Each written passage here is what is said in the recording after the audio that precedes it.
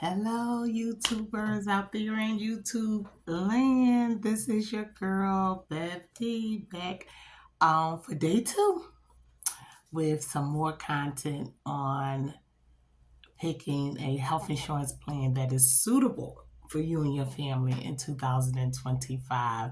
Listen, I am new to utilizing my channel, uploading videos that are unedited. This is raw, real content. And I'm just happy to be able to provide this information to a lot of people, average working people like you and I, information that the average person does not know when trying to make a decision on what is the best health insurance plan for me and my family. Most people, they just simply are picking what they can afford, and that's based off the lowest policy premium, right? Monthly that they can pay. And most times, working in a provider's office and seeing patients, and once they incur these charges after receiving their services, they're like, hey, why am I being responsible to pay for this bill? I have insurance. My insurance does not cover this. And the first thing I have to say is, no, ma'am, your insurance is the person, the individual, the people is telling us that we have to build this charge to you.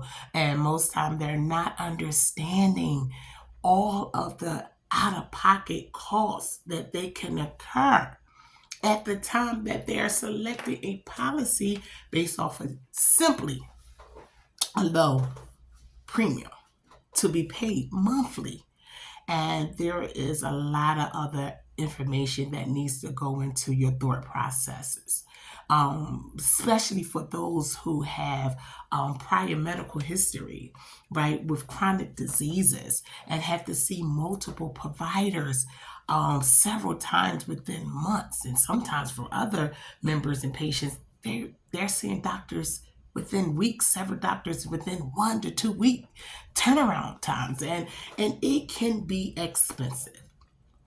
Your out-of-pocket costs can be expensive, so I do not want anyone to just simply go by how much the premium is, how low it is, and oh, that's going to be best for me because I can afford the premium.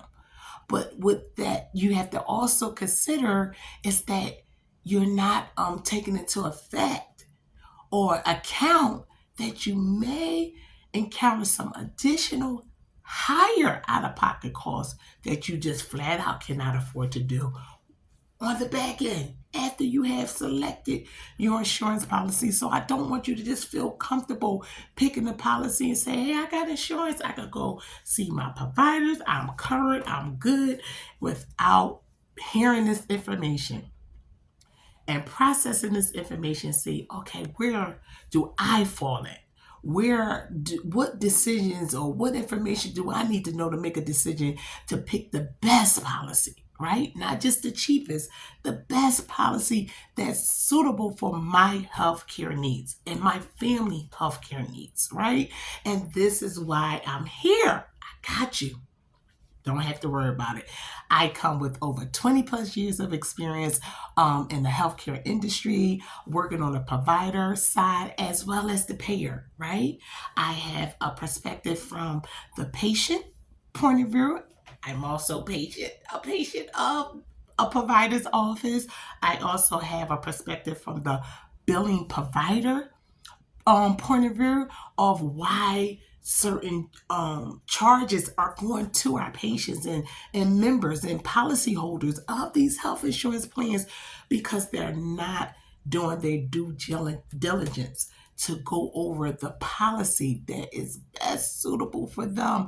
They are just simply looking at what they can afford monthly without looking at the various stages of coverage and what will be applied and what will not, what will be actually covered and what will be not covered by your policy at all, right? Making you 100% liable for those services. These things are imperative that you have a working knowledge of before you sit down to select the type of health plan for you and your family In 2025, I have a passion for public health issues and for population health issues. And let's be clear, here in the US, there are two major public health issues surrounding health insurance coverage.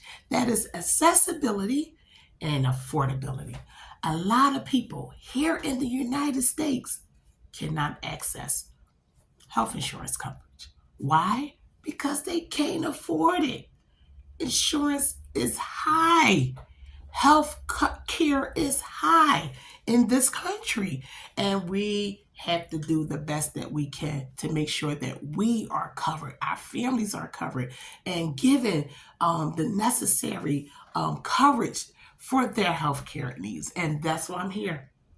That's why I was drawn to come onto my YouTube channel and start providing content. In addition to being encouraged and providing information about what YouTube is doing for small channels, the content that they're help pushing out for us. So that's an additional plus. And is the more people who can get this content to help them make a better decision in selecting their health insurance policies for 2025, I will love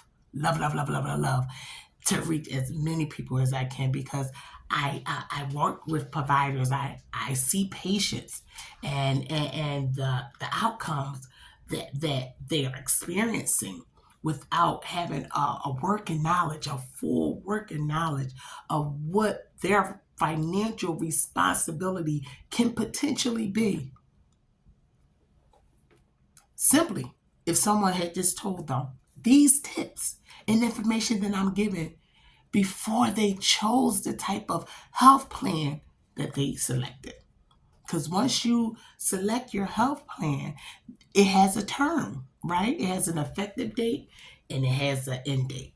And most insurance policies last for 1 year, right? And we have to adhere to what that policy entails, right?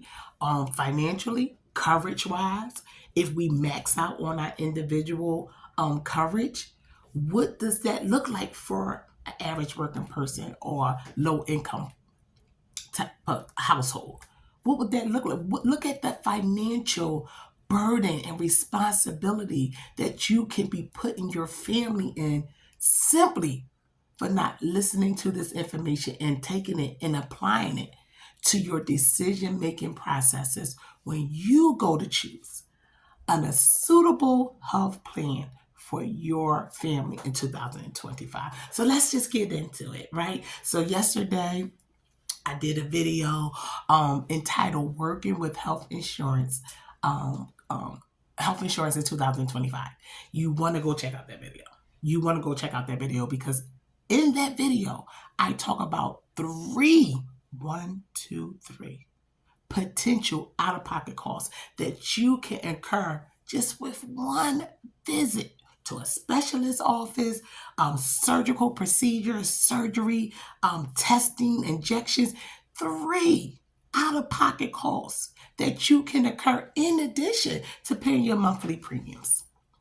And those 3 out-of-pocket costs are a deductible, co-insurance, and copay. Check out the video. I go into depth about what that deductible requires. I go into depth about what a co-insurance requires and a copay. That's quick. A deductible must be met before the insurance pays anything to any provider that you receive treatment from, that you receive services from. You must meet that deductible, and deductibles can range from $500 to $1,000 to $5,000 on up. The insurance companies have discretion. They can say that deductible for the year for you is $500. They can say it's $1,000. They can say it's $5,000 or up. That has to be met by you.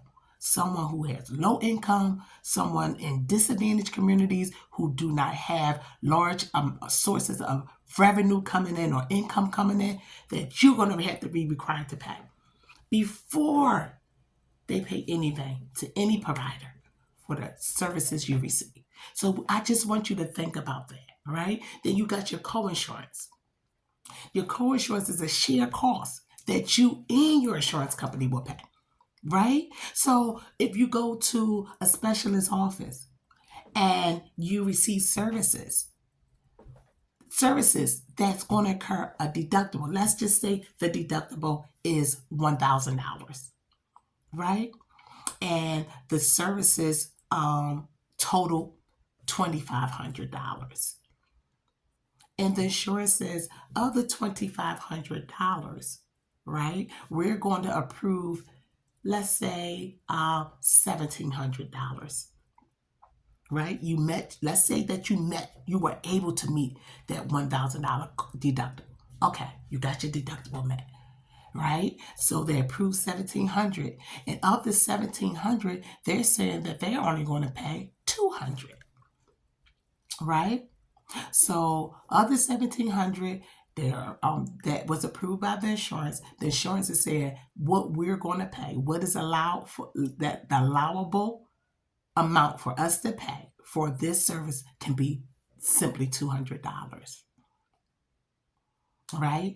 And so there is a $500 difference because you got the $1,000 deductible paid. They paying $200 of the $700, and then they're saying you want to be responsible for, let's say, $350 of that $700, right? So that's $550. So the remaining, they then tell the provider, according to our contract, you cannot bill the remaining balance to the patient. You're going to write that off as contractual write-off, right? Because the provider goes into an agreement, right? A contract agreement with these insurance companies for certain guidelines. And those guidelines say, listen, when we say what is allowed, what's going to pay, when we say what's not going to be paid as a contractual write-off that you have to write off, you don't get to bill my member, they agree to not do that, right? So now you're looking at an additional charge to your $1,000 deductible net payment. Now you're looking at $300. We talk about people, average working people that really do not have a large amount of income coming in, right? Additional $350, right? That you have to pay. Now, before you even get through the door to see the provider, before you can see the provider, you have to pay a copayment. A copayment must be paid first before you can even see the provider. And like I said, many specialists in private practices, they will turn you away if you do not have your copayment. It's legal. They have the privilege to do that.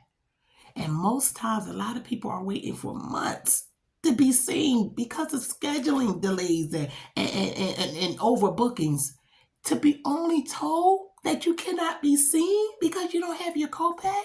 So I want to make sure that you guys are aware and prepared when you're going to select a suitable health care plan policy for you and your family in 2025. It is imperative that you know this information. And listen, I'm here. I have no problem going to detail because I want you to have this information. I know a lot of people may not be providing it on the depth that I am, and I'm willing to go, but I want you to make the best decision in 2025 with selecting your health insurance policy. It is imperative. So let's jump in there. I want to talk about today about the different types of health plans, right? Because there are various different types of health plans, but I want to talk about two specifically. That is your HMOs and your PPOs. Your HMO is a health maintenance organization plan. That's what we refer to as an HMO. And your PPOs are your preferred provider organization health plans, right? So what is the difference between an HMO? How will an HMO work better than a PPO, or how would a PPO work better than an HMO? I'm glad you asked that question because there are significant differences between these two types of health plans. Now, there are other health plans, but we're only going to talk about two of them. Those are the HMOs and the PPOs. Now listen, I'm not going to throw out any insurance company names because I'm going to leave that up to you. But the information that I'm providing you with, the basic information I'm providing you with, you will be able to make a suitable decision for the plan that's best for you and your family. It doesn't matter. It works across all of these types of plans, right? The information I'm giving you. So HMO plan. An HMO plan is an ideal type of health plan for budget conscious individuals with minimum, that's the key word, folks, minimum healthcare needs. So yesterday I talked about people who select policies based off of minimum, low premiums, because they know they do not have a prior medical history that requires them to go to providers' offices and doctors' offices and specialist offices and getting testing and treatments and different types of procedures regularly. They just go for annual routine checkups. Annual. Most of that stuff fall within preventative measures that may be covered at 100%. Right? So that's why most people who feel as though that they do not have to see a provider often, just yearly, that plan works for me. Low income. It's budget conscious. But the ideal word here is minimum health care needs. Right? And that's not the only thing that's entailed with this type of plan, right? So with this type of plan, these are the type of plan with the lowest monthly premiums. That's why they're so popular, because people say, oh, I can afford that price monthly, but they do not consider the additional out-of-pocket costs that they can occur. Listen, just for one visit to a specialist office, having a testing done or some type of treatment or procedure that you need, that you could be hit with. They do not factor that in. And once they have the services rendered, they're calling to their providers' offices. And that's interesting. The first people that they contact is the provider and not their insurance. The first person you need to contact when you get your a medical bill, you need to contact the insurance. Why? Because you could say the insurance is going to break down your level of care. Okay, that fell under a specific level of care. This is the allowable amount that was applied. This is the out-of-pocket cost that will be incurred, also applied to you as a responsibility. Now, and also they could tell you, you know what? The claim wasn't even billed correctly. Oh, see? That's a good thing. Because if the claim wasn't billed correctly, they can tell you, and then that's when you will call your provider's office. But what if the claim was billed correctly and you did not realize that you were going to incur any additional out-of-pocket costs? You thought you were going to be covered at 100%, and you come to find out you're not. That's what you have to make sure you're picking the right type of plan. HMO plans, they may be low in monthly premiums, but they're most restricted. You are restricted to operate within a in-network provider. In-network providers. You can only operate with in-network providers, and you must be referred by your primary care providers to specialists. Even within that network, you cannot self-refer yourself to anyone. You have to be referred by your primary care providers, okay? And they also have the lowest out-of-pocket costs. So that's why it makes it ideal. Low premium, low out-of-pocket costs, but it's a restrictive network. You have to stay within the network of your providers. There are no out-of-network provider coverage, right? So let's jump to what is a PPO, a preferred provider organization. They require higher monthly premiums. They operate with larger networks of flexibility, right? So the HMOs has a restricted network. The PPOs have a larger network of flexibility. What makes it a larger network of flexibility? It does not require referrals.